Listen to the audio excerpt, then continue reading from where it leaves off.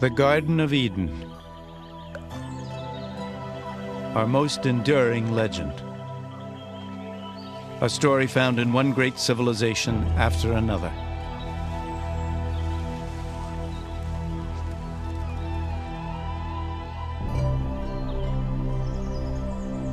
A story of seduction, the wrath of God, and paradise lost.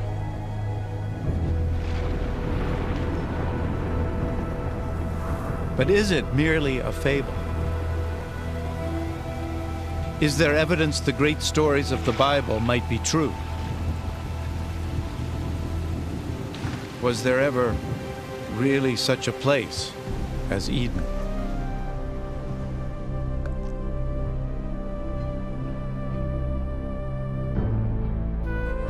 Today, the search for the Garden of Eden leads us to a dry and desolate land, to a place called Mesopotamia.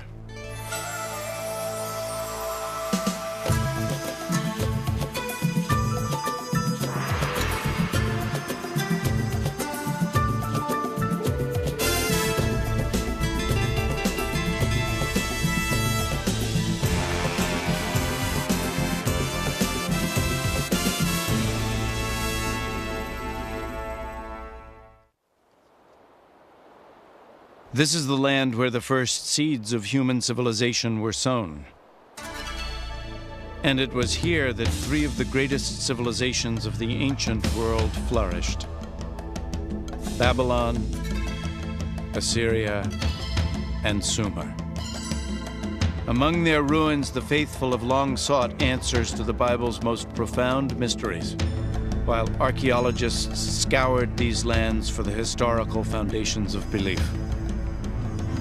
Our quest for Eden is a journey back in time. First to Babylon, the last of these lost civilizations. Then further into the past to the Assyrians, fierce masters of the art of war.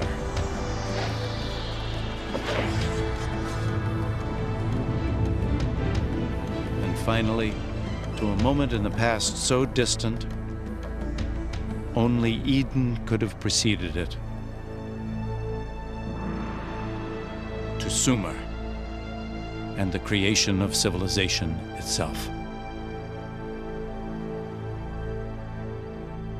The great arc of the Fertile Crescent. Over the course of more than 6,000 years, this rich land, cradled between the Tigris and Euphrates rivers, gave birth to the first great civilizations. The Greeks called it Mesopotamia. We call it Iraq. By peeling back the layers of history here, we can trace the origins of our oldest stories and travel back to the deepest roots of faith. Our journey begins on the western edge of Mesopotamia in Israel. A chance discovery in 1947 would rivet the world's attention to archaeology and to the Bible. Two Bedouin shepherds are moving a herd of goats along the cliffs of Qumrun, a few miles east of Jerusalem. In the sun-baked desert, they notice a small cave obscured by a rocky slope. Curious, one begins to climb. It's not uncommon for ancient and valuable artifacts to be found along these bluffs.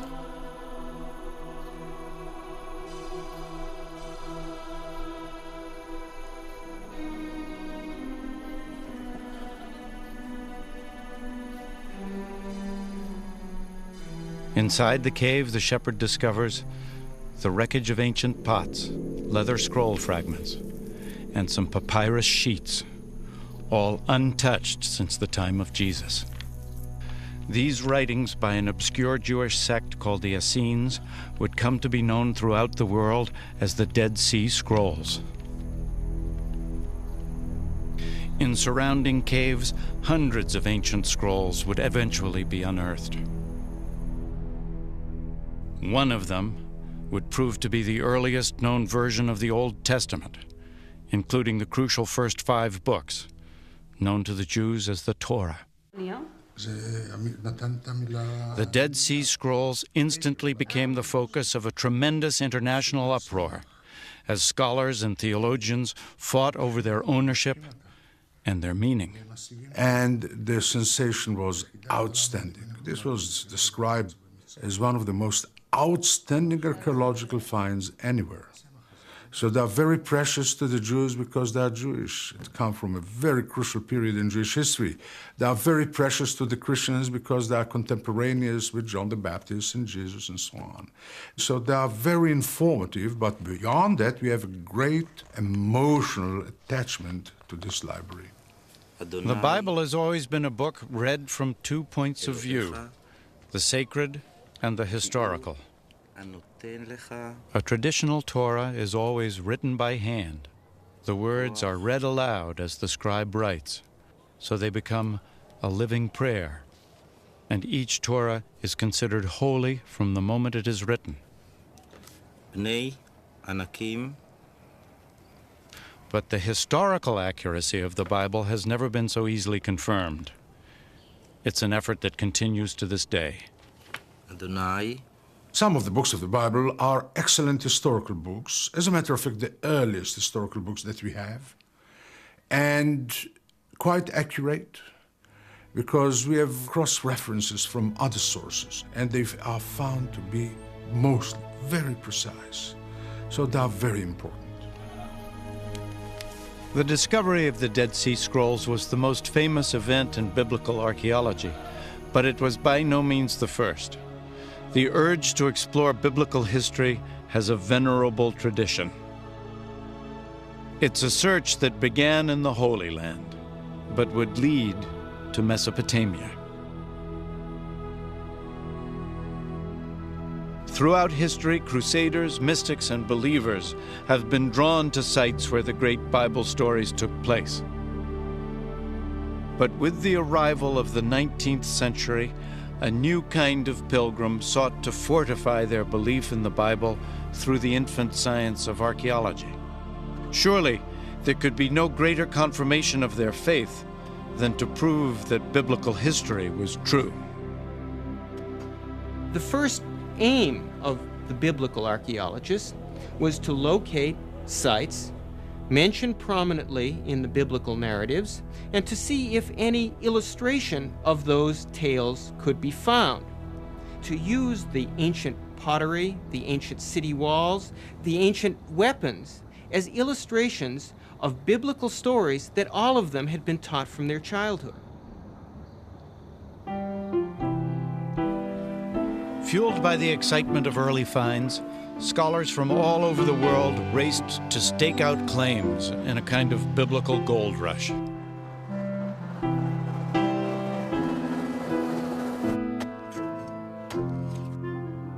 Competing British, German, and French archaeologists descended on the Holy Land.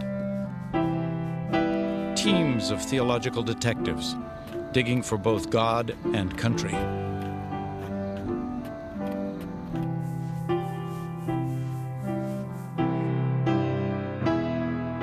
The prestige of each of the European nations in the Holy Land was measured by the kind of biblical discoveries that they were uncovering, and one of the most intense diplomatic and political battles that occurred in the history of biblical archaeology was the discovery of the famous Moabite stone. In 1868, deep in the land of Moab, Bedouins of the Bani Hammada tribe stumbled onto a mysterious stone tablet buried in the desert. The tribesmen were no strangers to the antiquities of the area or to their value to Europeans. The first Westerner to hear of the curious black stone was the Reverend Frederick Augustus Klein. He immediately set off through the bandit-infested wasteland, accompanied only by a few Bedouin guides. Klein was a missionary, not an archaeologist. When he first saw the peculiar basalt carving, he felt a rush of excitement, suspecting the black tablet might confirm his deepest held beliefs.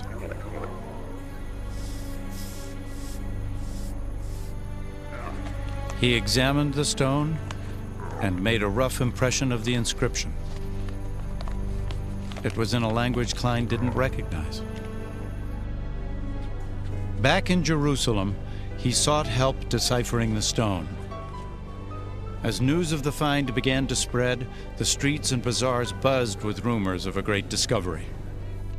The writing on the stone proved to be a Moabite king's account of a battle also described in the Bible. For the first time ever, here was written confirmation, etched in stone, of a story from the Bible. Two sources for the same event.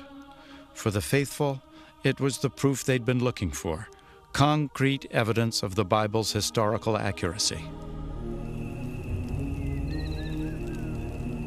Many sought to buy the stone, but the Bedouins had reason to be wary. In the past, they'd been cheated, even robbed by European treasure hunters. Assuming that anything so highly prized by Europeans must contain gold, they dumped the stone into a fire in an attempt to break it apart. As fire heated the stone, they poured water over it, again and again, until finally it exploded. They found no gold, and the stone was destroyed. The first archaeological confirmation of a Bible story, the first corroborating evidence ever found in the Holy Land, was shattered. The loss of the stone was devastating, but it didn't end the biblical treasure hunt. Now that the Bible itself was verified as history, it pointed the way even further into the past, back more than 2,500 years ago, to a great empire ruled from Babylon, to the very moment the Bible itself was born. The year is 586 BC. The armies of Nebuchadnezzar, king of Babylon, descend on Jerusalem with the wrath of an angry God. It is almost 6 centuries before the birth of Christ. The Romans have not yet even dreamed of empire. It is a dark chapter in the history of the Jews, while Babylon's fierce star is rising. The Bible describes the Babylonian attack. Homes are pillaged, King Solomon's temple is set ablaze and utterly destroyed.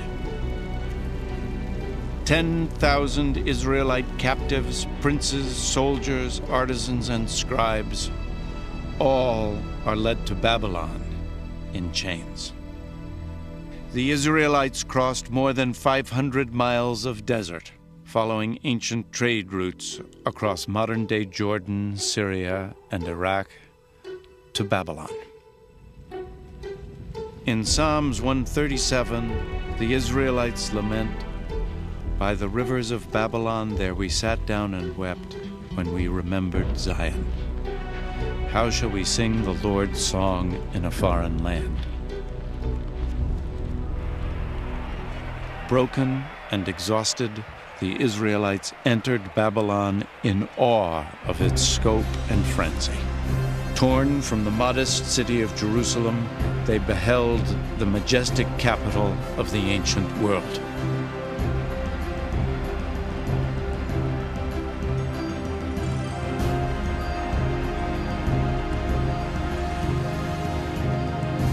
But somehow, the Israelites managed to do more than sing the Lord's song in this foreign land.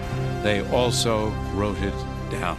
If you look at any piece of oral literature and then you write it down, you're formalizing it. You're immediately setting down a text which people can criticize or can say, this is the truth, everything else is wrong. That, I think, is the biggest effect of writing down the Bible or the Old Testament. Today, the reconstructed walls surrounding Babylon are stamped with the name Saddam Hussein.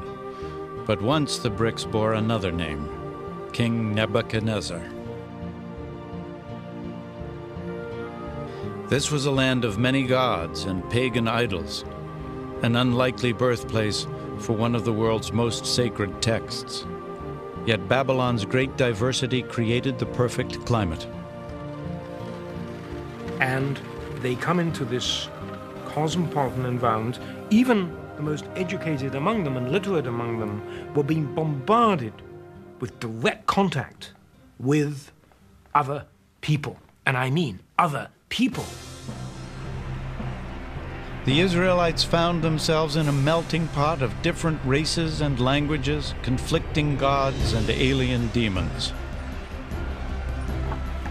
What city is this, the book of Revelation would ask, clothed in purple and scarlet and decked with gold and pearls? The habitation of devils and the hold of every foul spirit, Babylon the Great, mother of harlots and the abominations of the earth. But among all the abominations, even perhaps because of them, this was where the Bible first became a book. Threatened by an overwhelming new culture, Hebrew scribes were desperate to preserve and solidify Jewish identity. Over 3 generations of captivity, the scribes unified Israel's oral tradition, new writings, and sacred texts into a single manuscript. The Bible was born. Fortunately for them, the Babylonians were pretty liberal. They allowed them to keep their own culture, their own religion, to study their own books. This is what preserved the Bible to this very day. But as the books of the Bible came together over the long years of exile, Babylonian culture would profoundly influence the work of the Israelite scribes. These were very literate people, I suspect, many of the people who went into exile. And scribes talked to scribes, and I'm sure that was how a lot of information was transmitted. And the exchange of ideas and knowledge must have been, I would use the word devastating. It must have been mind-blowing. The Bible would eventually reflect stories and traditions from Babylon and even earlier Mesopotamian civilizations. The Israelites couldn't easily ignore Babylon's thriving culture and great monuments. Its temples were among the largest structures in the ancient world. Big public buildings, the ceremonial walkway, the palace of Nebuchadnezzar with its legendary hanging gardens, palm trees, the river. If you had walked through the Ishtar Gate, you would have felt dwarfed. And this was deliberate. You were in the presence of something powerful. But on all sides of it was the city, the people, the commoners, narrow, winding alleyways, rows and rows of small stores, donkeys braying, crowds of people walking, small, closely knit quarters teeming with life.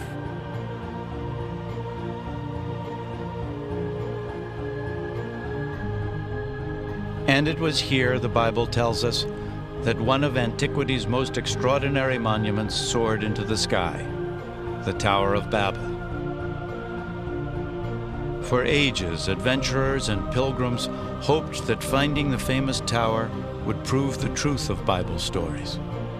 One seeker who failed would write, "No man durst go near to the tower, for it is all desert and full of dragons and great serpents, and full of diverse venomous beasts." Medieval travelers claimed they had found the tower, this spiral minaret still standing in northern Iraq.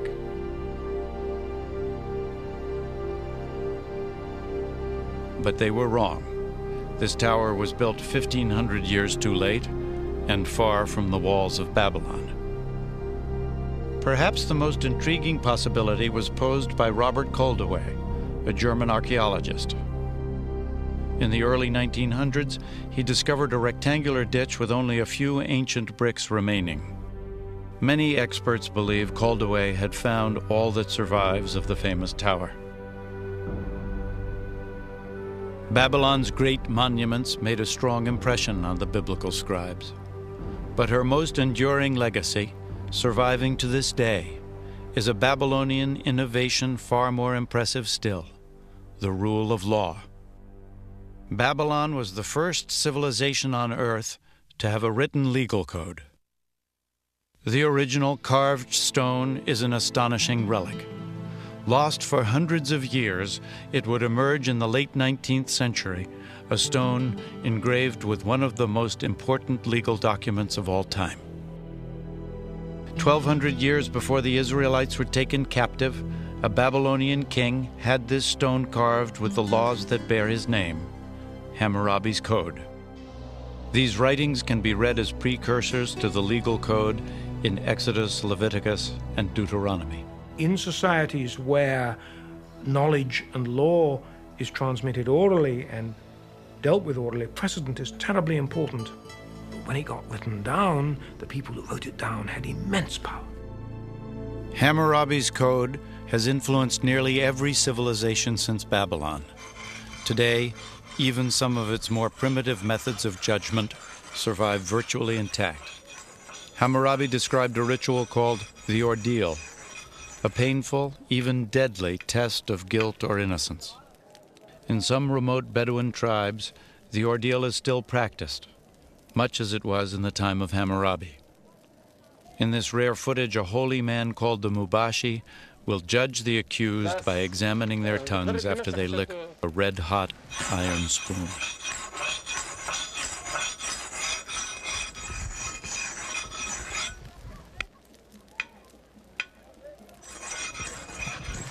These men have been accused of theft. They must submit to the ordeal or be found guilty by default. Family members look on anxiously as the young men prepare themselves for the painful ritual.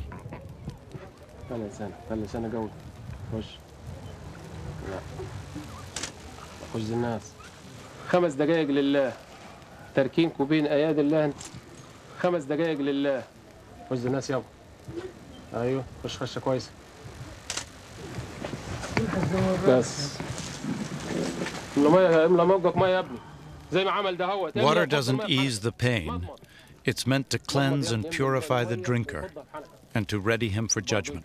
بتسد حنكك ليه يا ابني انت The holy man prays and then examines the singed tongues, seeking a sign from God. Only the Mubashi can divine guilt or innocence, and he alone will determine the men's fate.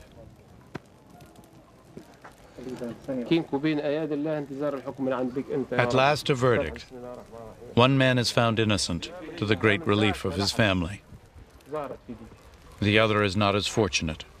Declared guilty, he will be fined for his crime. The ordeal is an intriguing modern-day echo of Hammurabi, but his laws reach even more directly into the present through the Bible. Thou shalt not kill.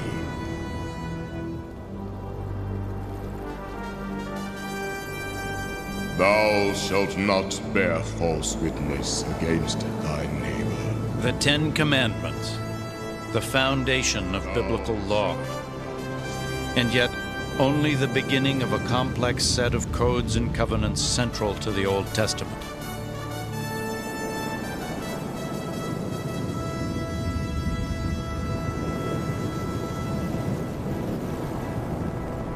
And in these laws, the clear voice of Hammurabi can still be heard. Hammurabi set down laws. He didn't innovate a great deal. He merely set down in writing laws which had operated by precedent for hundreds, if not thousands of years, an eye for an eye, a tooth for a tooth, and principles like this, many of which are still codified in law today. But the Babylon that shaped the Bible and its laws had its roots in an even earlier civilization, one that reached its peak 7 centuries before Christ. It was the brutal empire of Assyria, a place the Bible called a land bathed in blood.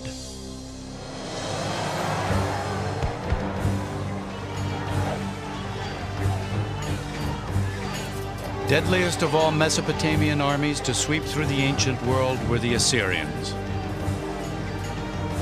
In the Bible, they are the ultimate symbol of bloody tyranny and ruthless oppression.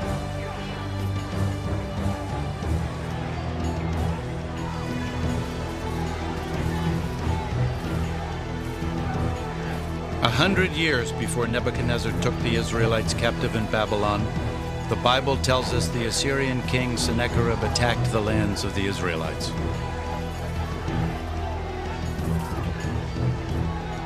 In the second book of Kings, the Bible says, "Behold what the kings of Assyria have done to our lands, destroying them utterly."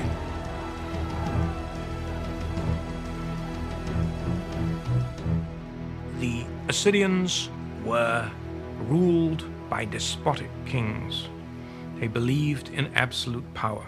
Now, absolute power means control, and absolute power almost invariably is kept in power by military efficiency and might. And the Assyrians maintained an enormously powerful and efficient war machine. And on the walls of Assyrian kings' palaces were the chronicles of some of their expeditions, written in vainglorious, grandiloquent terms. The Assyrians, they would take a city, and they would stack up the heads of the leading citizens outside the gate, or they would take the king of the city and flay him alive and nail his skin to the wall, or something like that. But everybody did that. Assyrian power, symbolized by the royal lion hunt, lay in the hands of merciless warrior kings.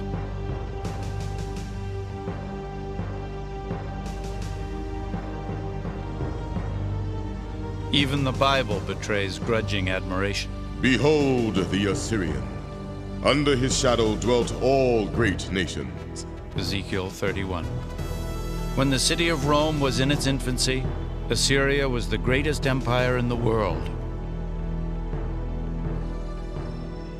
For more than 1,000 years, details of Assyrian civilization were few. Even its great capital city of Nineveh was unknown to the modern world.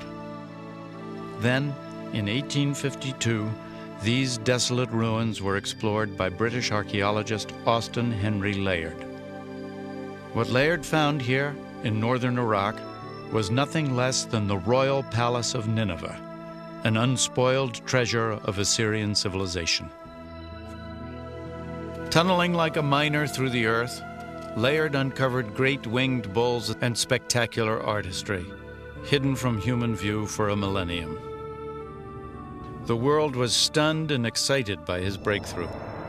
Nineveh was another biblical city found, yet more confirmation of the Bible's historical accuracy. But the most momentous of Layard's discoveries was the Great Library of Nineveh, an extraordinary collection of 22,000 clay tablets inscribed with the cuneiform writing of the Assyrians. The only direct communication that we have with the people of the ancient world, really, is what they left behind in their writings. We can know from that what they ate, what their medical treatments were, what their family life was like, what their politics was like, how they viewed religion. Details of Assyrian daily life reveal a patriarchal society, a world where commoners, and especially women, had little status. Every Assyrian woman, once in her early life, before marriage, would go to the temple of Ishtar, and she would sit on the steps, and she would wait there until some man came along and dropped a coin on the hem of her dress, and then she would go inside with him and do her thing, and that was it. Yet in this despotic world, there was a kind of justice. In marriage, even a wife had certain rights. A woman could specify in her marriage contract that her husband would have no other wives. She might specify that he could have all the prostitutes he wanted, but no other wives. But if ordinary women had only limited status, recent discoveries reveal Assyrian queens enjoyed great privilege. In 1989, the ancient palace of Nimrud in northern Iraq set the stage for a startling find. Experts called it the most significant discovery since King Tut's tomb, the treasure of Nimrud. While we were cleaning some of the rooms, we discovered that there are some indications for a vaulting underneath the floor. We took everything out and we tried to sort it, and we discovered that we have here the bodies of at least 2 queens. Solid gold bracelets still adorned their bones. A royal treasure, entombed more than 2,000 years ago. This remarkable footage, shot by Iraqi archaeologists, is an exclusive record of their extraordinary discoveries. For the very first time, the tomb of an Assyrian queen had been uncovered intact. The royal sepulchre still displayed a curse to protect its occupants. Should anyone break open the seal and remove me from my tomb, let his spirit roam in thirst under the bitter rays of the sun, and may the great gods of the underworld inflict his corpse and ghost with eternal restlessness. Ignoring the curse, archaeologists excavated more than 125 pounds of beautifully crafted jewelry, crystal goblets, and exquisite carvings. The ancient Assyrians were master goldsmiths and artisans. But the value of this treasure far exceeds its worth in gold. In death, Assyrian queens were lavished with riches. But in life, it was her kings who forged history, kings with a taste for empire. In the year 701 BC, King Sennacherib and his army struck out across the desert toward the Mediterranean Sea. The bold Assyrians were determined to conquer all that lay in their path. The cities of Judah, including Jerusalem, and its rebellious king, Hezekiah. Fortress after fortress fell to the Assyrians, but it was the city of Lachish whose brutal destruction is best recorded in the historical record and in the Bible. The siege of Lachish is a beautiful example of how an Assyrian army descended on a city, surrounded it, besieged it, reduced it, and took away its inhabitants to slavery, those that were not executed, men, women, and children.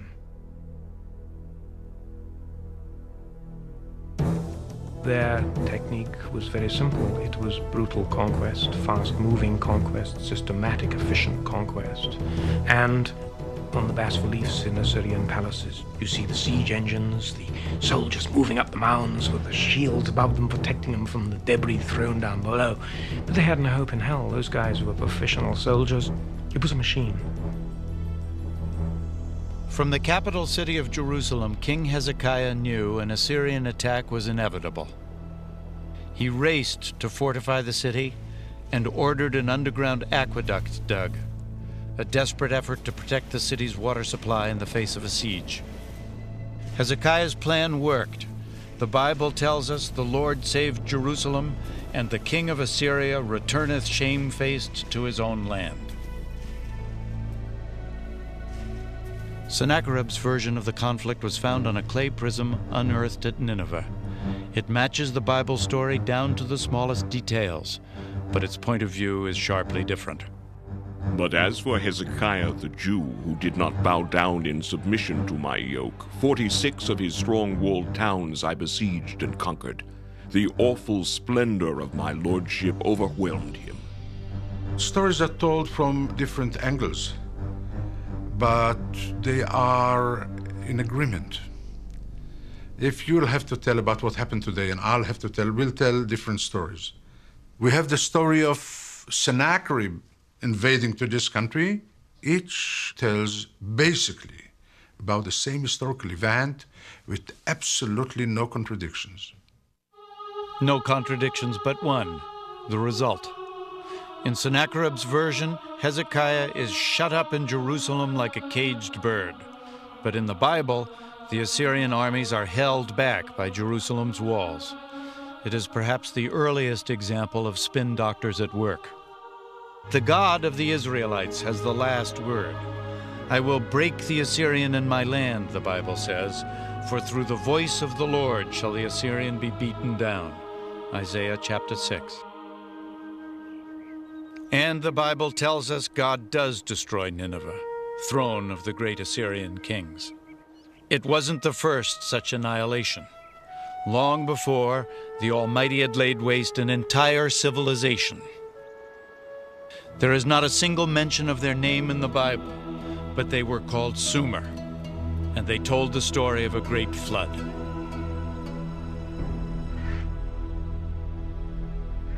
It's one of the most familiar of all Bible stories, the saga of Noah's Ark. An angry God, a wooden boat, a deluge. It's the story of Noah and his family escaping to the ark with every species of animal and surviving the punishing flood, while the rest of mankind is destroyed. It's a primal tale, stirring our deepest hopes and fears. A story found in the Bible, but also in another ancient text, a text discovered in the ruins of Sumer. Early this century, a group of Mesopotamian tablets were translated. They revealed the earliest known legend of a cataclysmic flood. The world's very first written epic, it is the story of the mythic king Gilgamesh. His tale of a great flood predates the Bibles by at least 2,000 years. For 7 days and 7 nights, the flood had swept over the land, and the huge boat had been tossed about by the storms. The boat then runs aground on a mountain. He sends out birds, which is the story which has an eerie similarity to the story of the biblical flood. It's a wonderful story. More than 5,000 years ago, the story of the Great Flood was first told here, in the ancient cities of Sumer, Uruk, Eridu, and Ur. In Sumer, we find the first of almost everything that makes us civilized. They invented the wheel, government, and gardening. Sumer, the first civilization on Earth.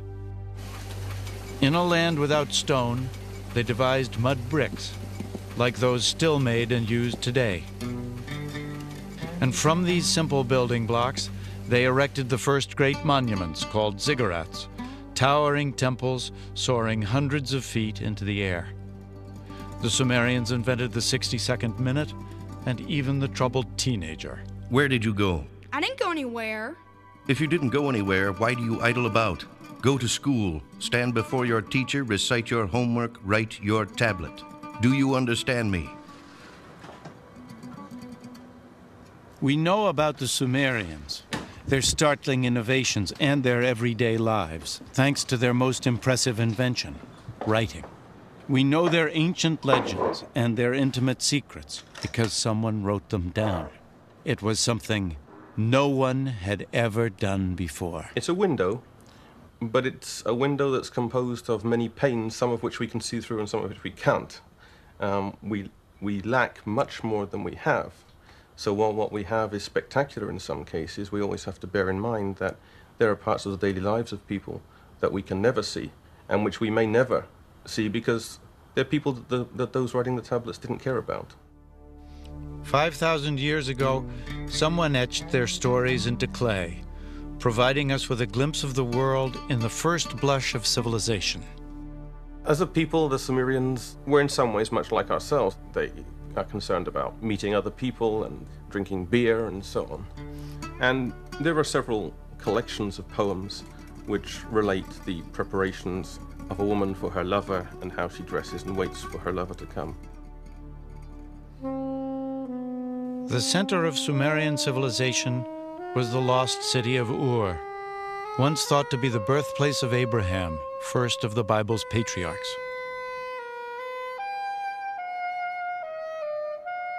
It is the epitome of the biblical city in archaeological terms because it was the site of one of the most famous archaeological digs ever carried out in the 1920s and 30s by a remarkable British archaeologist called Leonard Woolley.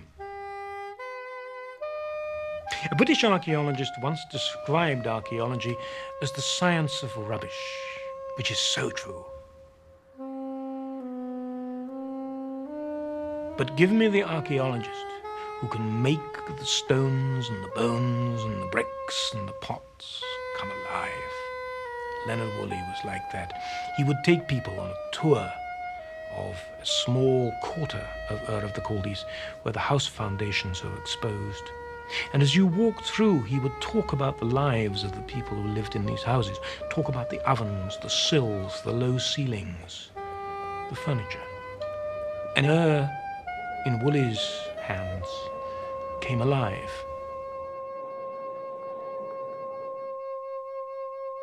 Woolley dug this enormous pit, and he went down through the city, and it got smaller and smaller, and then there was this deep, sterile layer of silt. And Woolley himself recounts how his wife came over, looked at it, and she was a rather casual lady in some ways, and looked at it and said, "Oh, well, of course, that's the flood." And lights went off. And Woolley claimed that this was evidence of the biblical flood. And it captured the popular imagination. What did it do? It brought in money. And Ur was a dig that was sold brilliantly. Speculation about the biblical flood caused a sensation. Even without solid proof, it was as if science and the Bible had united in the bleak desert of southern Iraq. Woolley would eventually unearth an indisputable treasure, a discovery that provided extraordinary insight into this earliest of civilizations, the royal tombs of Ur. Digging in the thick mud, Woolley uncovered 74 carefully arranged skeletons, all entombed at the same time. The burial told the shocking story of a king's final journey into the afterlife and of those who accompanied him. And from this, he developed a remarkable story of a pre-dynastic royal funeral. And his story went something like this. First, they dug this big pit with a ramp up one side. In the pit, they erected a sepulchre of stone in which the body of the royal personage was placed.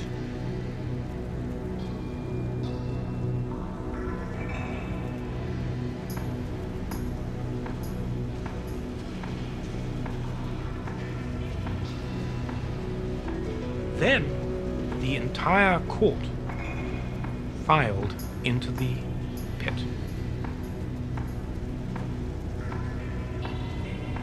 Everybody lined up and stood there with little clay pots in their hands. And then at a signal, they all drank poison.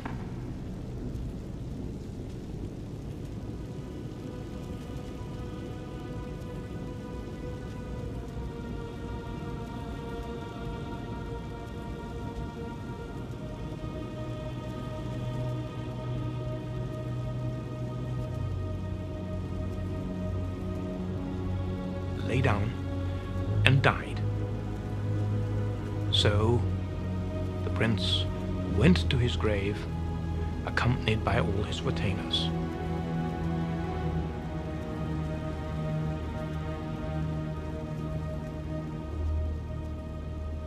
This has become one of the great discoveries, one of the great funeral accounts of archaeology in early history.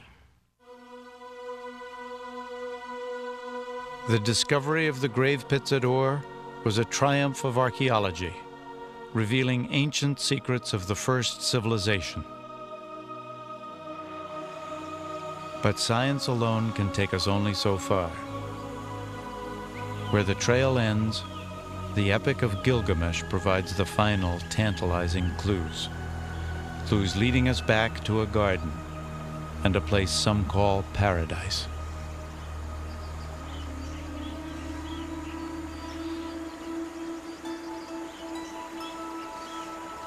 The Garden of Eden. In the beginning, God created the world. It's a familiar story. You get these sort of creation myths in almost every society on Earth. It's a very compelling longing of people for a better world. Gardens of Eden, paradises, are people's longing for a less complicated life, or a life of ease, or a reward for having worked so hard. In the ancient Sumerian Epic of Gilgamesh, The name given to paradise is Dilmun. It's a place beyond the edge of normal human habitation. That's how it features in the Sumerian flood myth. That's where the flood survivor goes to live. And there are other myths which feature Dilmun as a place where everything was perfect. Dilmun figures in Mesopotamian legend as a sort of Garden of Eden, as a sort of paradise, a place of verdant green and abundant water and cool winds and breezes. It is a place of wonder, a perfect place. Yet it is also home to a serpent. In the ancient epic, the snake steals away the flower that bestows immortality. And so, like Adam, Gilgamesh must leave the garden and die. The idea of paradise seems universal. But what is it based on? Was there ever really such a place? The clues point to an enchanted, yet very real location. 400 miles south of the ancient Sumerian city of Ur lies the island of Bahrain, a pivotal marketplace on the trade routes across the arid deserts and salt seas of Mesopotamia.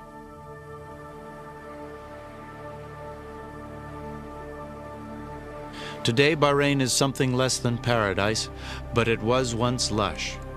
Once this island had abundant water and thus abundant life. Once, long ago, this was Dilmun.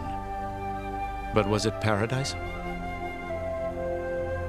By comparison to the surrounding desert, it would certainly have seemed so. There was so much water here that what is now a desert island bloomed.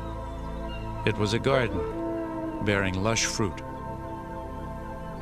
And there were people here who apparently led a blessed life.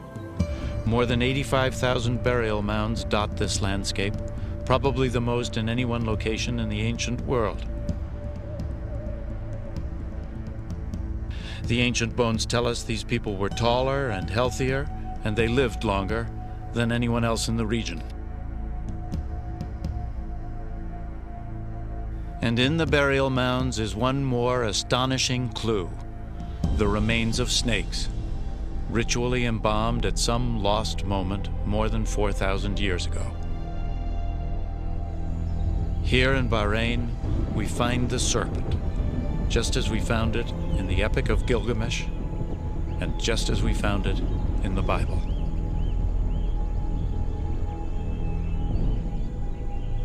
Our journey back in time has crossed the lands where the Babylonians, the Assyrians, and the ancient Sumerians once walked the earth. Is it possible to venture even farther, to the land that conceals the very footsteps of Adam?